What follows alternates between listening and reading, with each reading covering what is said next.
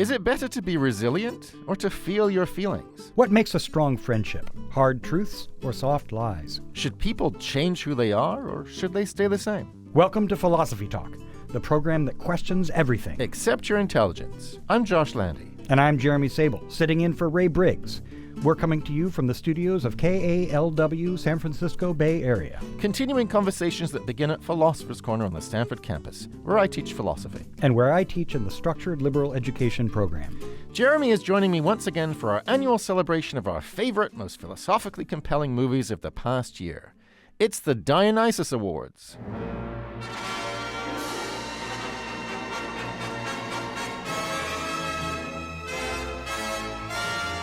Josh, there were quite a few movies I enjoyed this year, like Mad Max Furiosa.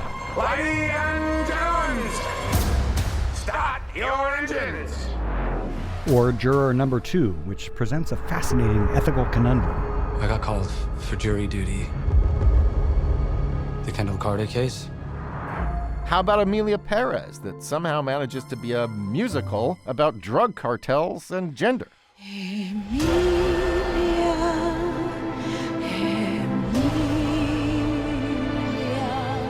Or that beautiful documentary, Will and Harper. You recognize this guy? This is the Hollywood movie star. No. You don't recognize Okay. That's okay. Roll up the window. Are you deliberately trying to annoy our Dylan-loving producer, Devin? All right, I'll mention it. A complete unknown. Oh, where have you been, my blue-eyed son? I really liked it. Me too, but I have to say, I think our nominees are even better. Later, we'll give the award for best film in which character change is not all it's cracked up to be. And also for most meaningful meditation on fierce female friendship. And of course, we'll take nominations from listeners like you, who've written to us about other thought-provoking Dionysus-worthy films. But first, best movie about religious people who aren't entirely as they seem. So we got two contenders here, each with a one-word title: Heretic and Conclave. Conclave was so great. It was all about the election of a new pope and everything that goes on in the Vatican Council. You had me at council and pope and election. Okay, I get it, but it's actually gripping. You get colorful characters, complicated conflicts, backstabbing baddies, and a ton of twists and turns. Dean Lawrence, an issue. Oh, dear God. One of them's died? I'm sorry? Have we lost a cardinal? No, Your Eminence. We seem to have acquired one. I mean it literally.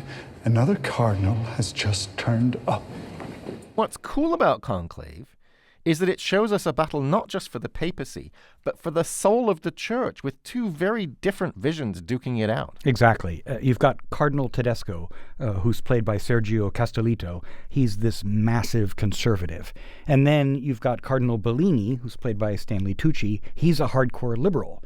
He thinks maybe birth control isn't all bad. Maybe same-sex love is okay. And maybe even women can serve in the church.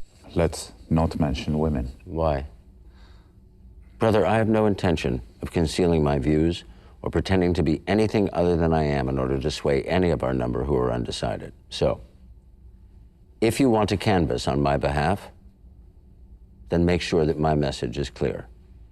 I stand for everything that Tedesco does not.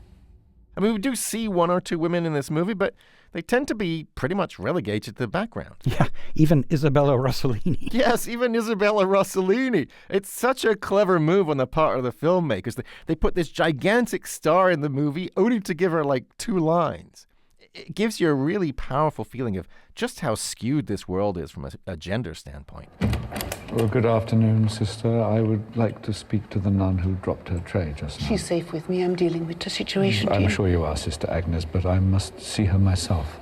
I hardly think a dropped tray should concern the Dean of the College of Cardinals. Even so, The welfare of the sister is my responsibility. And this conclave is mine. So that's part of the drama. Which vision of the church will win out? A more inclusive, forward-looking vision, or one where women and gay people are sidelined? But there's another divide here, too. Is that the divide between certainty and uncertainty? Exactly. While the liberal and conservative cardinals are duking it out, there's also a kind of referee in the middle, and that's Ray Fiennes as Cardinal Lawrence. And he has a really interesting theory about what makes the best leader. Certainty is the great enemy of unity. Certainty is the deadly enemy of tolerance. If there was only certainty and no doubt, there would be no mystery, and therefore no need for faith. That's really interesting, because you might think the best leader is someone who's fully committed to their convictions. But here's Cardinal Lawrence saying, you know what, a little bit of doubt actually helps. It keeps you grounded, keeps you open, keeps you honest. I know a few politicians who could do with watching this film. No kidding. And it kind of goes along with the idea that the worst possible candidate for a top job is someone who desperately wants it. That could be straight out of Plato's Republic. That is straight out of Plato's Republic. Aldo doesn't want it. Any of it. You know that, don't you?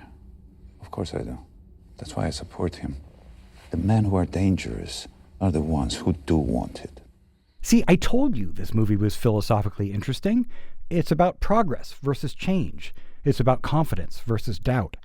It's about scandals in the church and whether they say anything about God or just about flawed human beings and the structures they live in. That reminds me of my favorite scene in the movie. It's this glorious high-angle shot of a ton of priests, each wearing exactly the same clothes and all carrying identical umbrellas. You can't tell one priest from another, which is a beautiful way of raising a question about the church as institution. I mean, how much does it even matter which person gets the top job?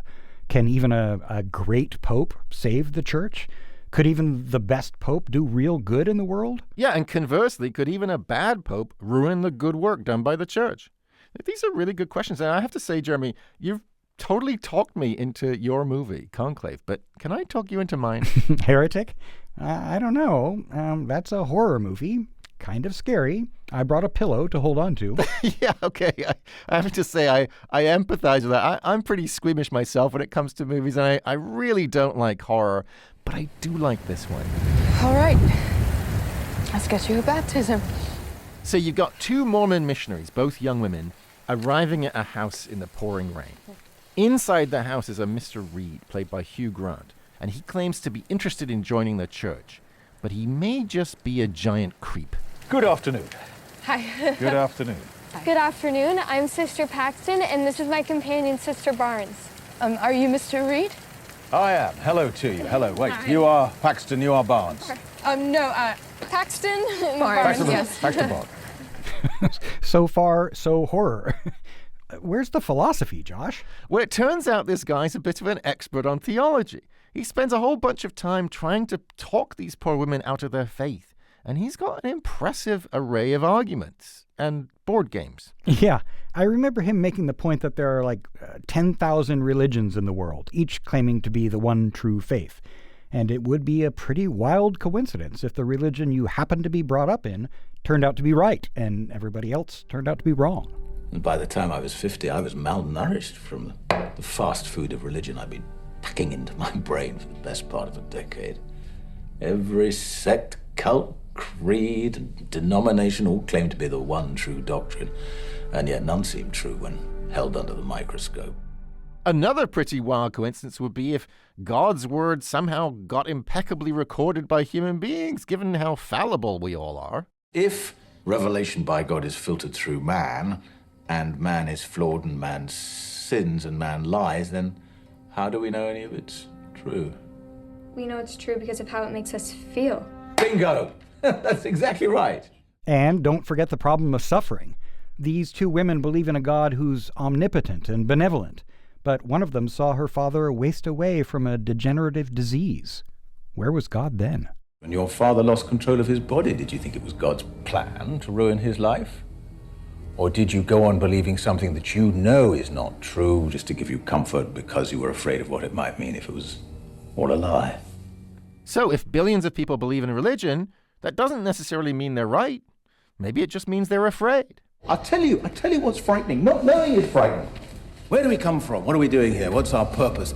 The terror of those questions is why religions exist. And that's part of Mr. Reed's psychological argument. He says a big driver of faith is fear.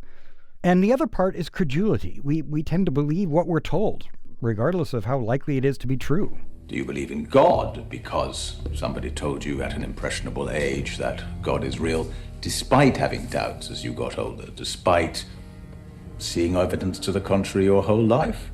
Something I love here is that he doesn't just say this. He proves it. He has a little live demonstration, as if to say, look how easy it is to get people to believe things. Yeah, but the women aren't just passive spectators. The two women start out rather naive about their religion, but they end up making some pretty decent arguments of their own. I mean, you asked why Judaism only makes up 0.2% of the world's population, but didn't even pause for the Holocaust. You make no acknowledgement of the religious persecution Jewish people have faced. You just use it as a setup to a punchline about missionaries. And then you skip over the fact that none of this addresses Islam, as Muslims don't even believe Christ was resurrected. And then you point out all the similarities these mythological gods have with Jesus, but breeze over the many glaring differences. One of these guys has a freaking bird head!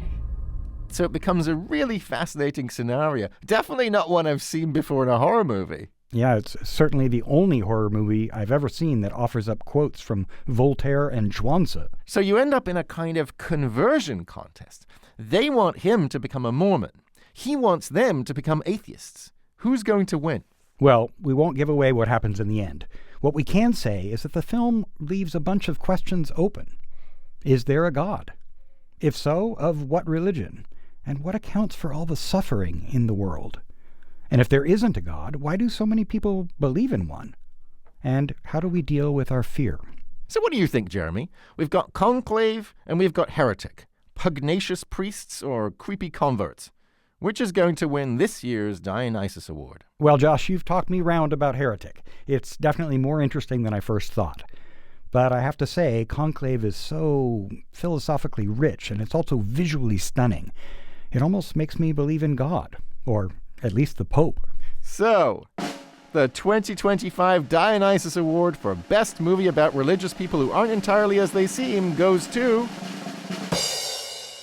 Conclave. If you want to defeat Tedesco... This is a conclave, Aldo. It's not a war. It is a war. And you have to commit to a side.